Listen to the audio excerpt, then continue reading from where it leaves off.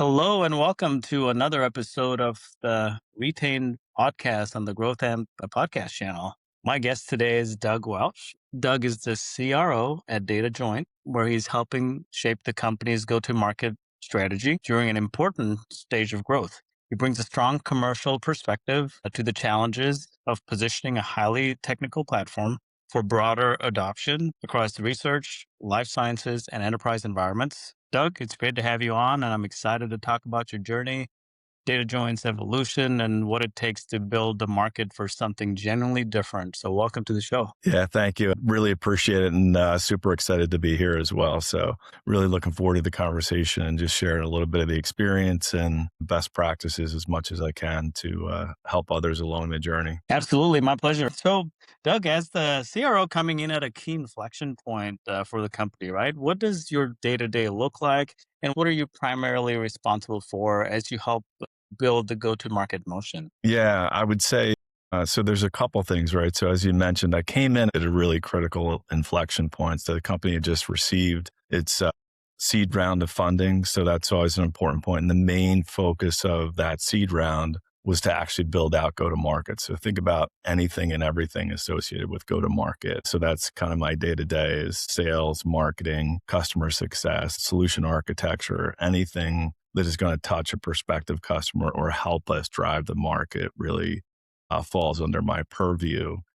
And I think the thing that was interesting for me and kind of a differentiator for the company was the company already had deep credibility within the academic and scientific communities because of the genesis of the company. And the reason we sought funding and the reason that we wanted to expand go to market is we were starting to see the emergence of AI within the scientific community. And we knew that reproducibility and governance were going to be critical. Without it, you're introducing risk into the enterprise. So as a CRO, as you mentioned, my role is really translating something that's highly technical, definitely, I would say, different than kind of current capabilities in the market, and really helping articulate how it drives business outcomes and then understanding how it's operationally, strategically important to organizations. So a big part of my day is working with pharma, biotech, academic, medical centers, and technical partners to that matter as well, on helping them understand where scientific workflows are breaking down as AI adoption accelerates. So it's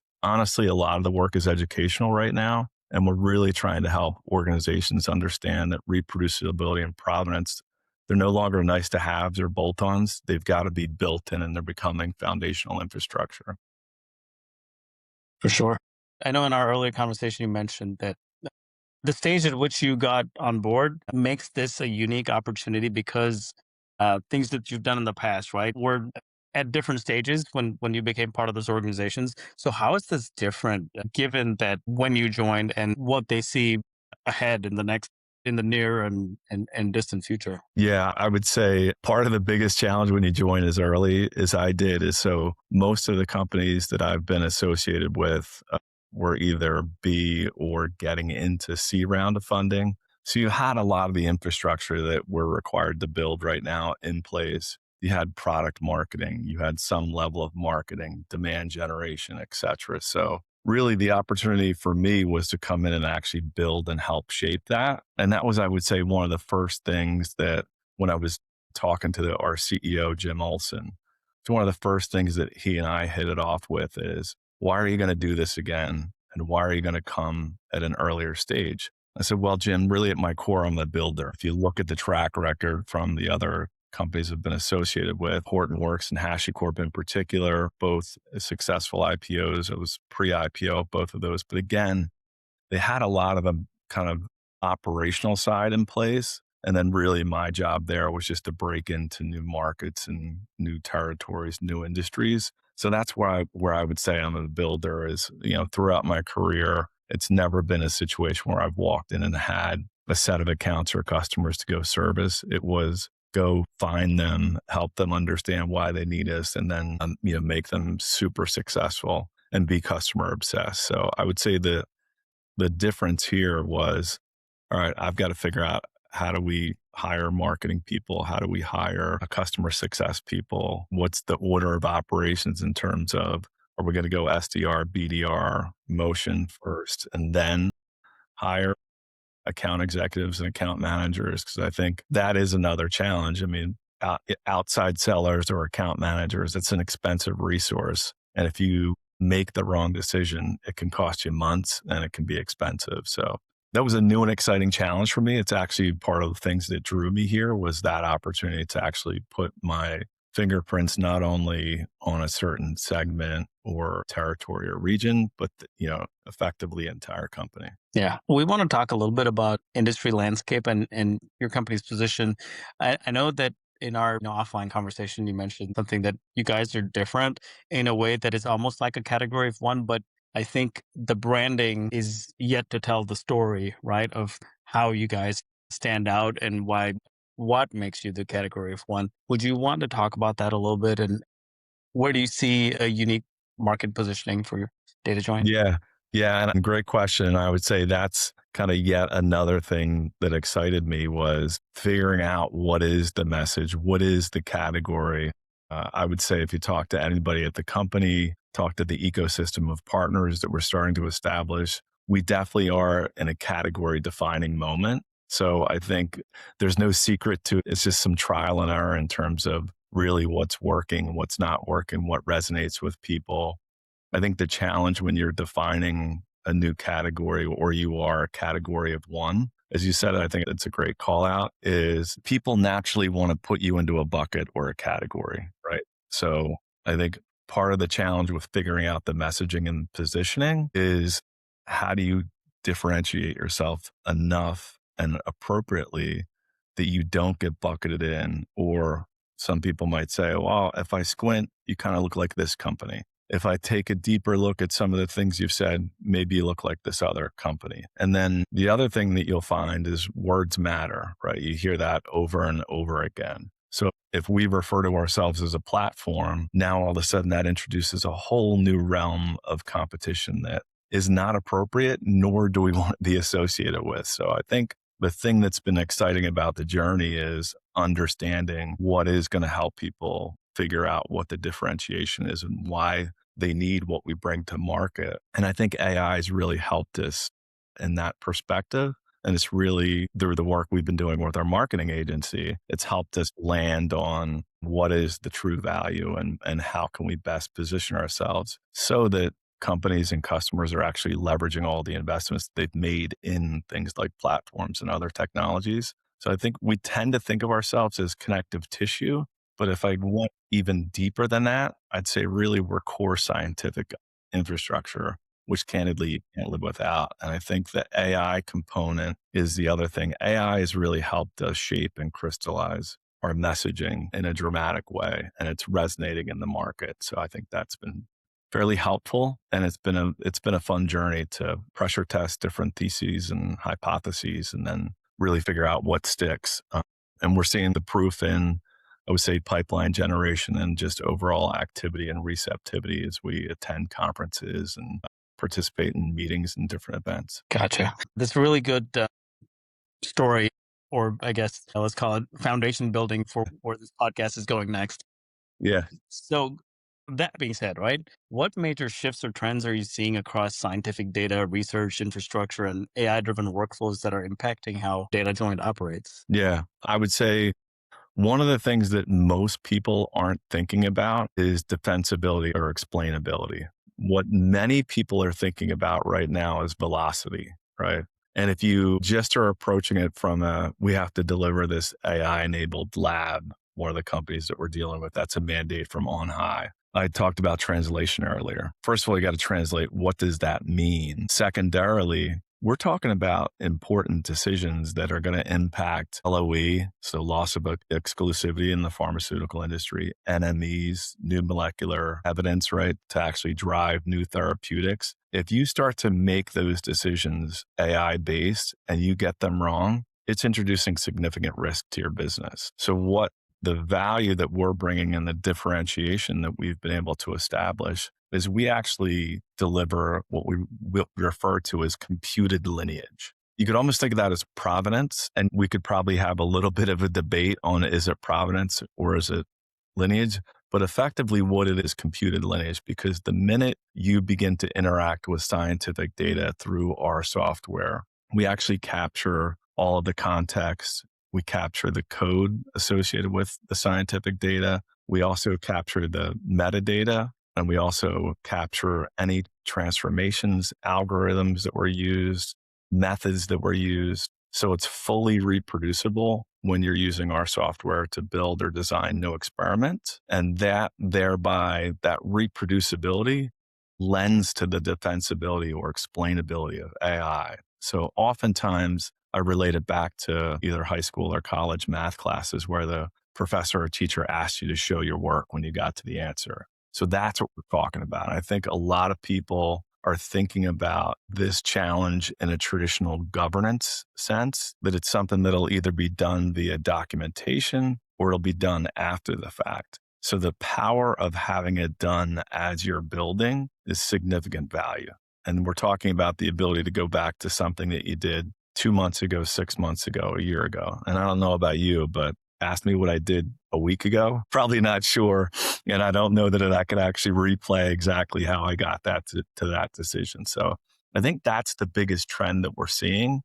Yeah. And to an executive, I haven't had one person give me a good answer on, oh, well, when the board or regulatory body asks us how we made that AI decision, it's going to be the typical fire drill of reassembling everybody in spreadsheets and conference calls and forensics exercises, which is what we actually help you avoid.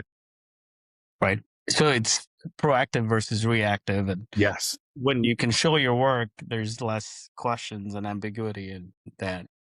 Yeah. Like you could literally get down to like, what was the method that was used in this assay? What was the peak detection? What algorithms were used? What code base was used? So you can literally get down into a pretty granular level of how the experiment was conducted and executed. Perfect. So it, great example that you brought up with, in an academic setting. So as Yeah. you guys expand beyond the academic roots into pharma, life sciences, and other enterprise use cases, right?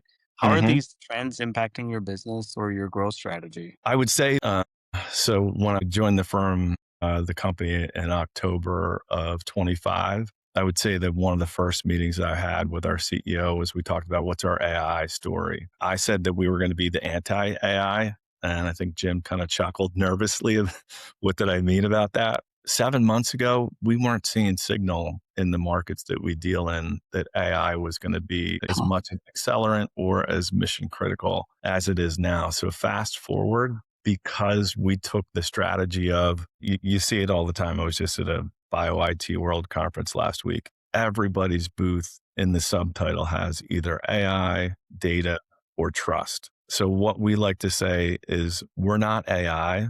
What we do is enable trusted, reliable, reproducible AI results. So we talk about determinism a lot.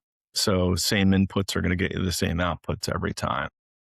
Right. And that's one thing that we're enabling. So I would say from a go to market and growth perspective, what we're seeing is we're being pulled into more and more AI related conversations because people are starting to wake up to the fact that this is a gap in their strategy and no one wants to be the one that's going to get called to the carpet on, a mistake being made and not being able to defend or explain the results that you're delivering. For sure. For sure. You talk about these conversations, right? That kind of leads me to the next question, which is about your ideal customer, right? What does your ideal client look like for Data Join, particularly when you're selling one platform that may be creating a category rather than fitting neatly into an existing one? Yeah, I would say it's really an organization that understands that data isn't their problem, right? So, and I think most organizations, it's not a lack of data. The problem is the fragmentation and the lack of institutional trust, right? So typically they've got complex scientific pipelines. They've got multiple teams. They've got multiple tools. They've got AI initiatives underway, and they've got increasing pressure to deliver results. So the common thread is they're trying to figure out how do they scale these projects when they've got fragmented environments and that there's a lack of standardization or collaboration there. Are these tied to certain industry verticals or certain areas? How would you Yeah. classify those?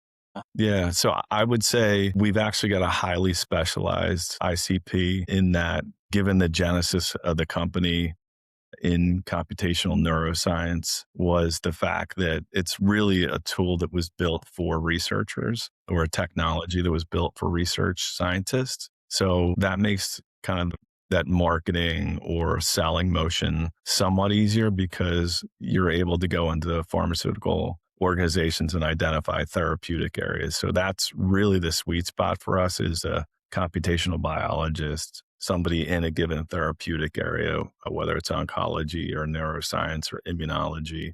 And then outside of that, kind of maybe cross therapeutics, would be the data science teams that are trying to build dynamic knowledge graphs and want to be able to have deterministic structural workflows that will actually feed those graphs to then make decisions. So it's a combination of research and therapeutic areas, as well as just core data science teams that tend to recognize the value pretty quickly. And having that focus, I always say there's a lot of strength derived from focus. So that's really the motion that we're in. I think the interesting thing at our stage is you could easily get distracted. We've seen that in a couple areas where there's nothing about the technology that limits it to a given industry or vertical. So really any highly regulated industry is a great target for Data Joint. But just given the roots of the company, it just makes the most sense for us to really target the pharmaceutical industry, and specifically R&D, and early discovery. This is a really good insight. And so I want to go down this rabbit hole for a second, just a little longer. Okay. So when we talk about these targeted pharma and R&D, right? Yeah.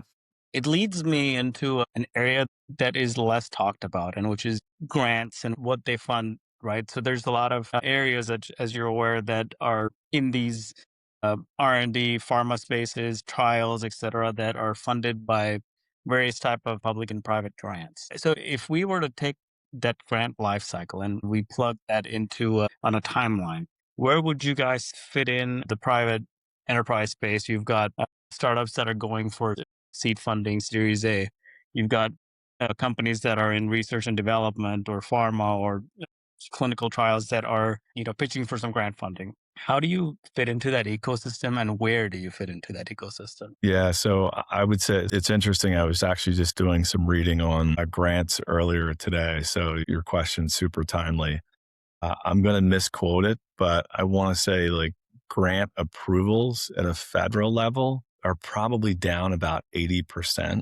So that's putting enormous pressure on institutions, whether they're, research or academic institutions. So you're seeing a significant decline in approvals on grants. Coincidentally enough, we actually received NIH funding when the company was first started. So luckily, the company wasn't dependent on that now. But in all seriousness, the challenge that we're seeing is coming under significant pressure. Gold standard of science has been decreed, if you will. That actually helps us in those markets. The other thing that I would say is helping us is because of the funding landscape change, now academia and research institutes are going to be highly dependent on private enterprise to actually fund research. And if you think about there's a duality kind of in the relationship, right? What we're seeing is there's a couple pharma companies so I'm just outside of Philadelphia, that have relationships with Princeton in particular. And that's a great feeder system for Mhm, them. mhm. Right. So there is, I would say, reciprocity that could be good, is if Princeton can accelerate research through funding from a pharmaceutical company or a biotech, that helps advance research for all, which is good, especially as the federal funding pressures that we're seeing right now. But then it also gives them the ability to have a nice pipeline of new scientists and new employees. So what we're seeing is, historically, what has not happened is these organizations are starting to collaborate more. Stanford's a great example of that. They do a lot of work across different areas. University of California, San Francisco, great relationship with Genentech and a few others. So I think it's been interesting. We're just going to see an uptick in that collaboration of institutions to enterprises or corporations. And I think it's really ultimately a benefit for all. And we've got a unique role to play in that space because collaboration is a strong capability or benefit of our technology.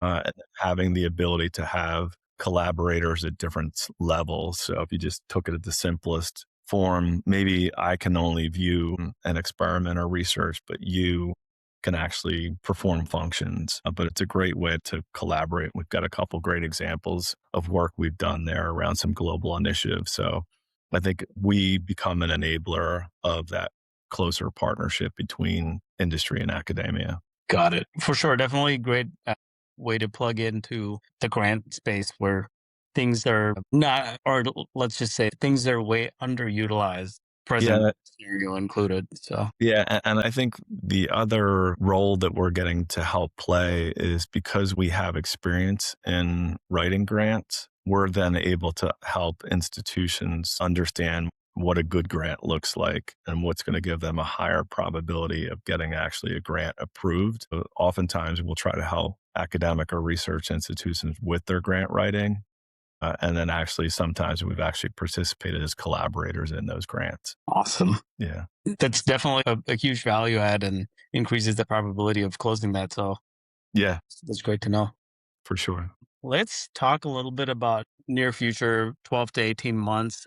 What's one significant challenge that, if solved, would make the biggest impact on hitting some of the goals that you've laid out, whether it's category awareness, messaging clarity, or market adoption? I would say messaging clarity is critical, right? I think the worst thing that can happen is someone says, "What do you do?" And you either give them inconsistent answers or your answer changes from one month to the next. So I think the scientific infrastructure, marketing, if you will, and message is really what we're landing on. And then better science in, better science out is another theme that we're seeing. So I think just the more market awareness and consistency of brand and actually how we approach the market as well, I think is significant. If I had a magic wand, it would be broader ecosystem adoption as well. So I think that's been actually one of the key components to our strategy is actually we've identified a few larger companies that we believe there's good synergy or capability. We bring something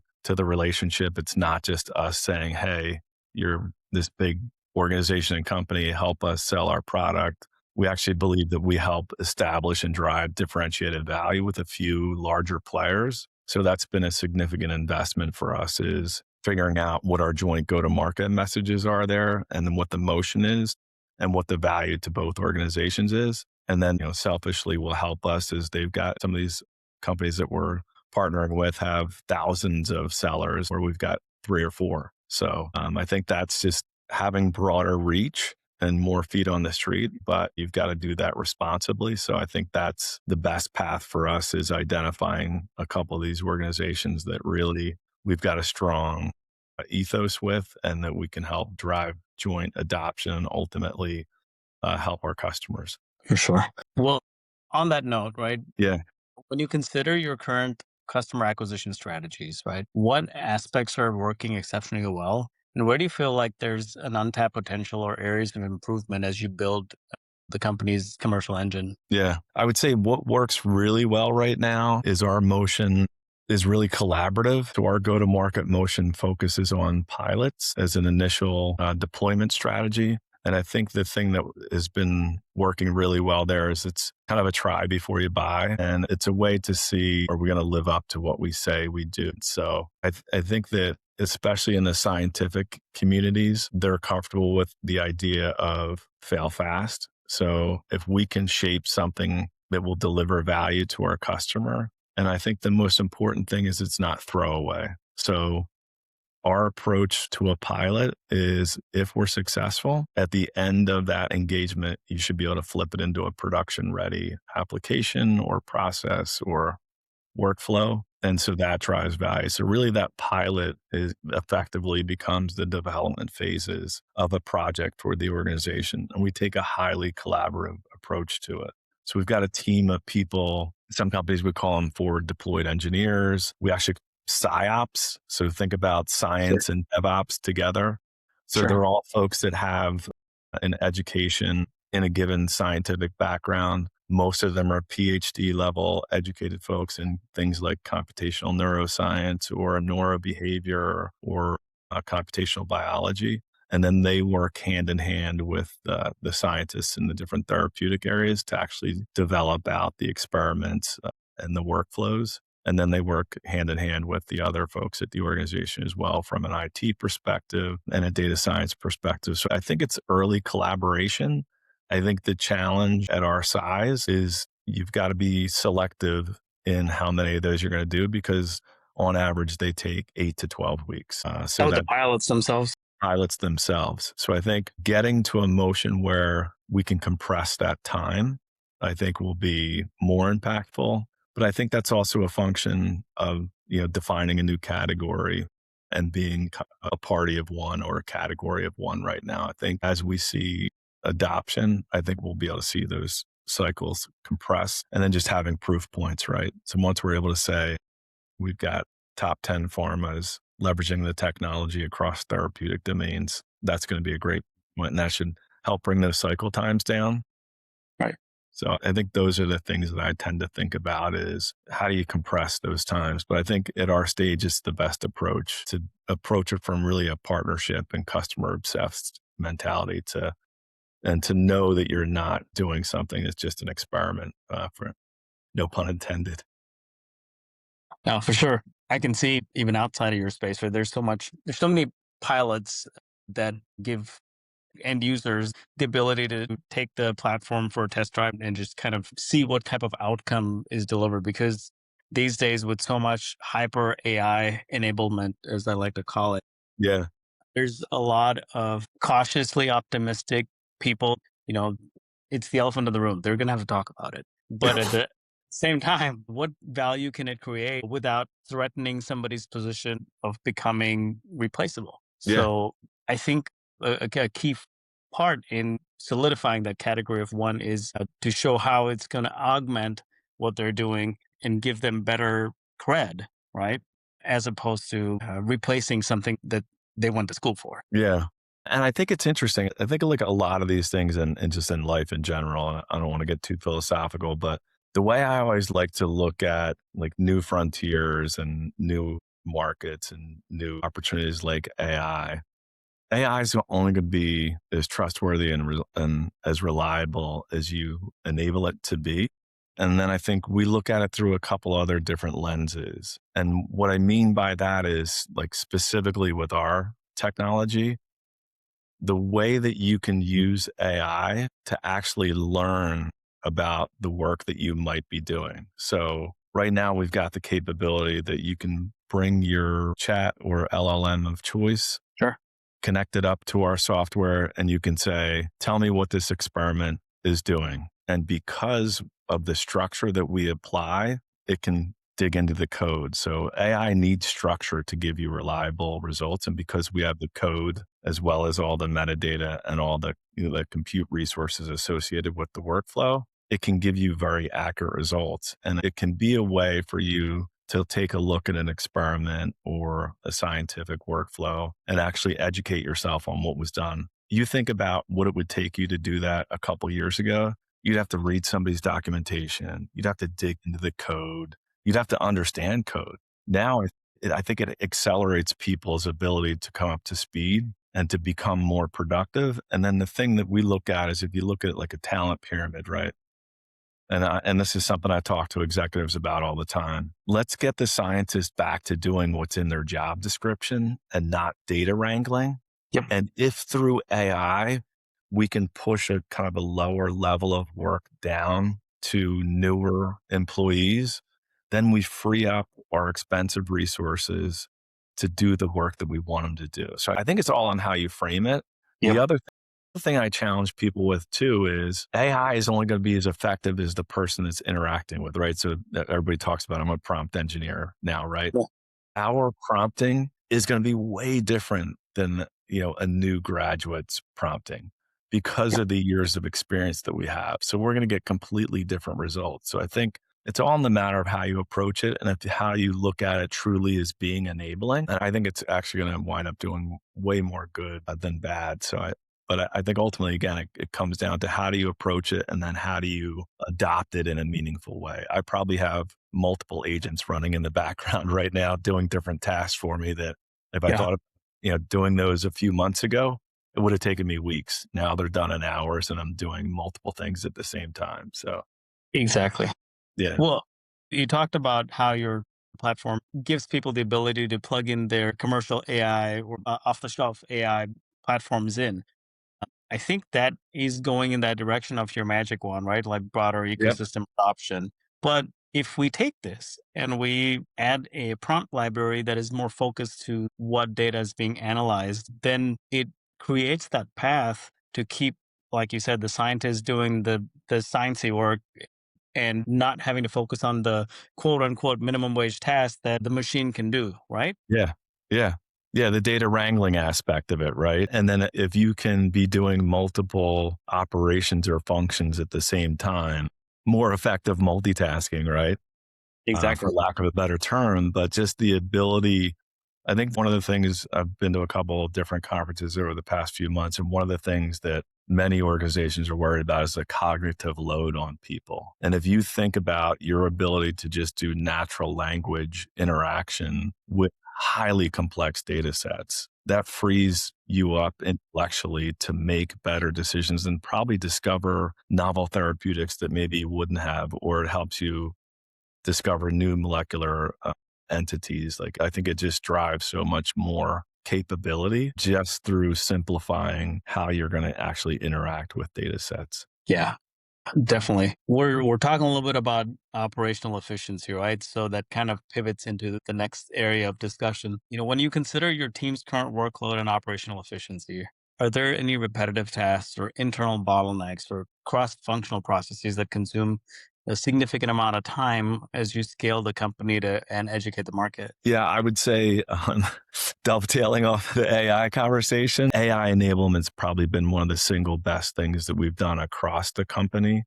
So not only does my team use it very effectively, so everybody's become very proficient with developing skills, and your ability to develop a skill that then can be shared across the organization and actually help reduce some of the repetitive tasks and then just offload that into I think has been dramatic. Even our dev and engineering teams have fully adopted some AI practices that we actually think are actually probably pretty revolutionary, and then standardizing on other, I would say, platforms, for lack of a better term, to drive institutional knowledge and to have a center for all of those things, and to also have it be kind of evidence based and have lineage to decisions that we're making. So, we, uh, I'll give a plug for GitHub. We actually use GitHub internally for my team even uses GitHub. And just our ability to collaborate through that platform has driven significant efficiencies. If you just think about a simple task of editing a statement of work or going back and forth on a proposal because of all the versioning that you're able to do and commenting that you're able to do. And now we've got a central repository where the next one just becomes that much easier.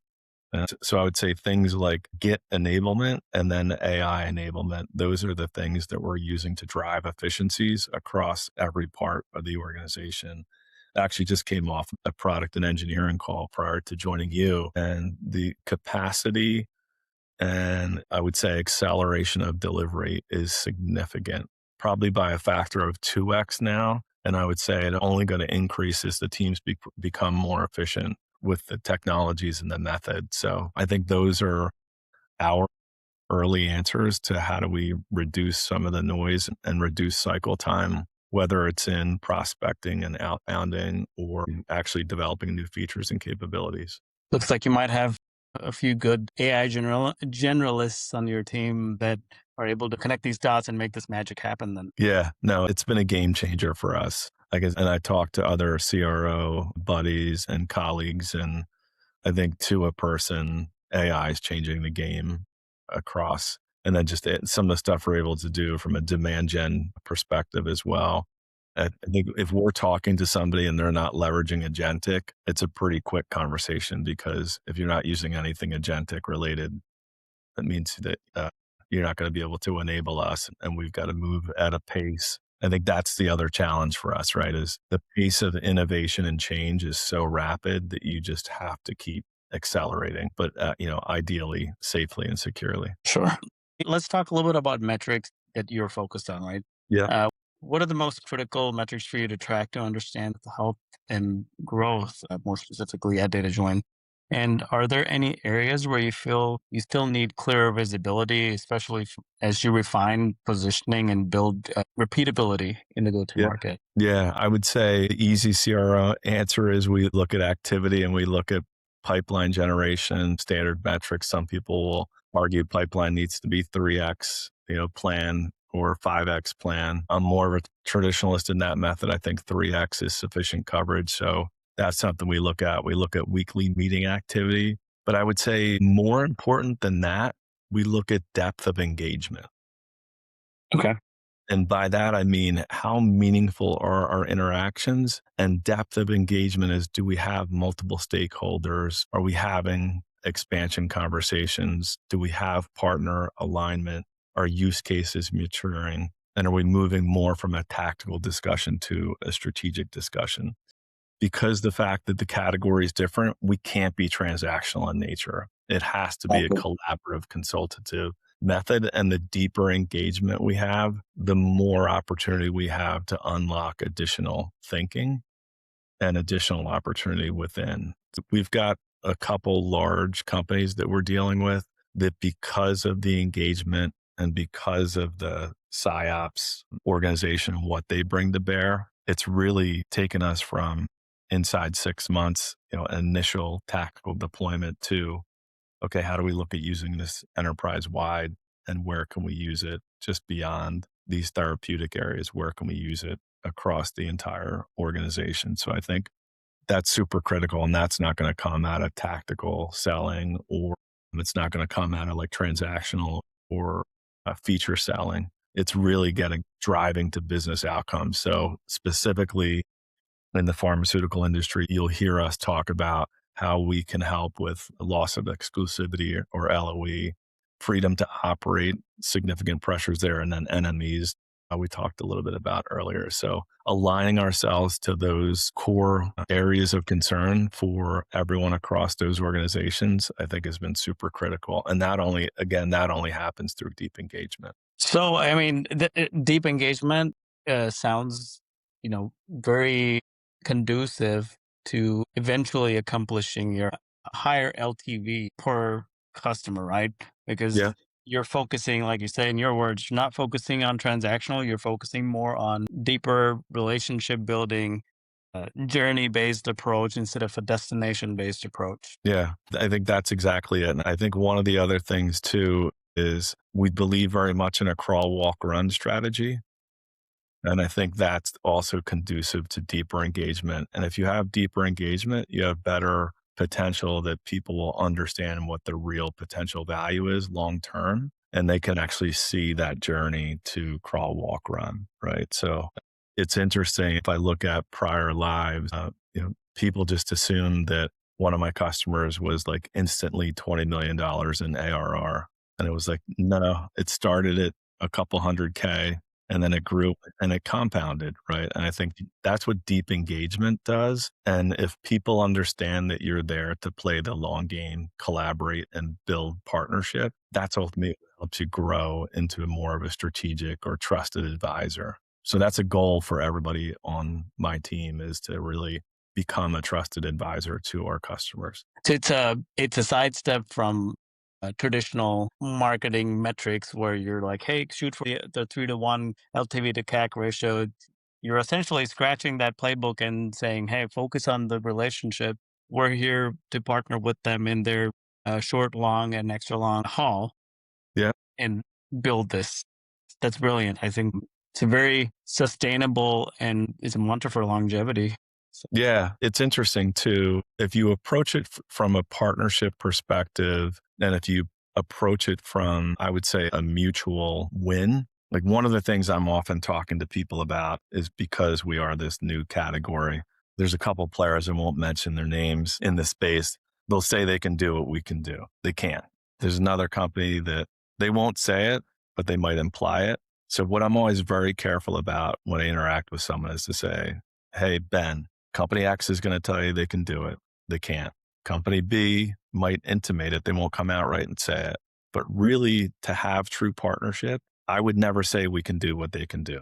What I say is you need all of us to be successful, and you should be working like hell to bring everybody along on the journey and have everybody stay in their lane. And that's how you're going to deliver true success for everybody. So I think it's knowing your strengths, having the focus, but then also understanding the power of collaboration across partners. There's a large AI firm and a large data platform company that we believe is actually the ultimate triangle to actually deliver true agentic science.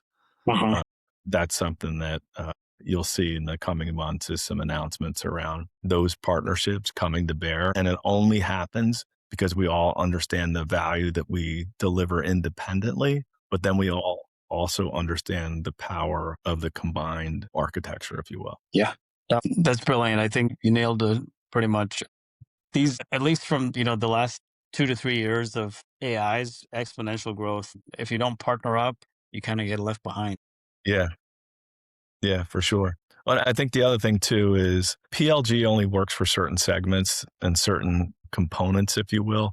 PLG was all the rage a couple years ago, right? That was everybody's strategy, PLG, PLG. It takes a lot for that to happen. And I think it's a very specific market segment that it happens in. Nothing replaces trusted advisor selling. And Right. I think that you'd be hard pressed. That doesn't mean you don't challenge people. It doesn't mean that you don't walk away. It doesn't mean that you don't, dig in on certain areas. But I think establishing yourself as a trusted advisor and being able to actually share a perspective on things that may be adjacent or not necessarily, and then just sharing what you're seeing in the market in general, I think is super powerful. I always tell anybody on my team, if we're getting in front of somebody, we have to be delivering value. It can't be a meeting for meeting's sake. If you don't have anything to share or anything to help educate on, you probably should wait until the next logical interaction. Yeah. This has been great. Actually, you kind of answered what I was going to ask you Mhm. as a wrap, which is tell me about strategic partnerships, market education efforts, and resources that are essential to realizing the vision. So you talked about partnerships. Give our viewers a couple of nuggets about what the long term vision is for Data Join. Yeah, I would say the long term vision is we become critical scientific infrastructure. And if you think about our ability to accelerate discovery, really, and potential new therapeutics, I think our ability to be sticky and to become an infrastructural component is going to be that's our goal. But it's also to make sure that we're aligned with the platforms that customers have chosen and that we're not replacing those platforms. So I think that's a critical component. We know what we do very well. We know that the value that we unlock for a certain group of partners. And I think that's just staying very close to that. And I do believe that we're truly entering one of the most important periods in scientific history. And I think AI is fundamentally going to change how discovery happens and is executed. And it's not going to be the organizations that are the fastest. It's going to be the ones that are able to combine speed and trust. I actually just posted something on LinkedIn around velocity and defensibility. Those are going to be critical. People that are fastest aren't always the ones that win. Yeah. Very appropriate words. You know, like the hair doesn't always win, Yeah. that analogy. So, Doug, it's been great to just, peel back the onion a little bit and just talk about the evolution of Data Join, what you guys are doing, where you're headed. So definitely appreciate you making time to sit down and chat with us and just get your message out there. And we wish you guys the best in your category of one status. So thank you Yeah. so much for being part of this. Yeah. I appreciate the opportunity. Maybe a shameless plug. Maybe we do an episode 2 in a couple months and we can check back and report on what's working. So really appreciated the time and enjoyed the conversation. So thank you for having me. Absolutely. It's my pleasure. And yeah, we should definitely do a follow up after you guys have had your big announcements. And hopefully you won't be so busy after No, that. But I'll always make time for you, my friend. thank you so much. Thank you. Yeah.